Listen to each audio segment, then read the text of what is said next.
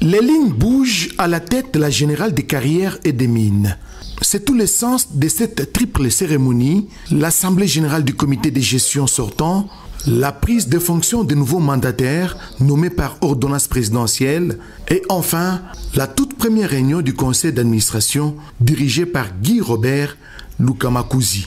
Le message premier, c'est que le président de la République tient à la Gécamine. Elle ne veut pas la voir sombrer. Elle veut la voir redevenir une entreprise forte, une entreprise qui contribue à structurer l'économie nationale. Le conseil d'administration qu'il a mis en place mélange une part d'expérience et de jeunesse.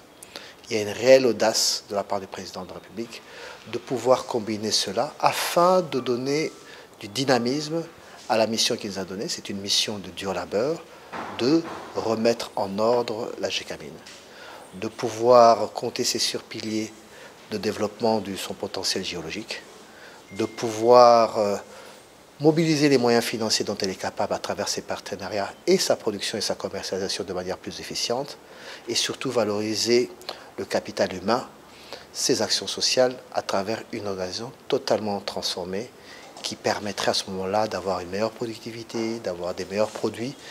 Aujourd'hui, on ne parle que du cobalt et du cobalt dans les batteries, mais aussi le cuivre. Tout doit trouver une opportunité d'être transformé localement. Et nous, Gécamine, nous impliquerons. Pour les employés, c'est la valorisation de leur travail. Le capital humain est déterminant, le gisement l'est, mais le capital humain qui le transforme doit être mis en valeur.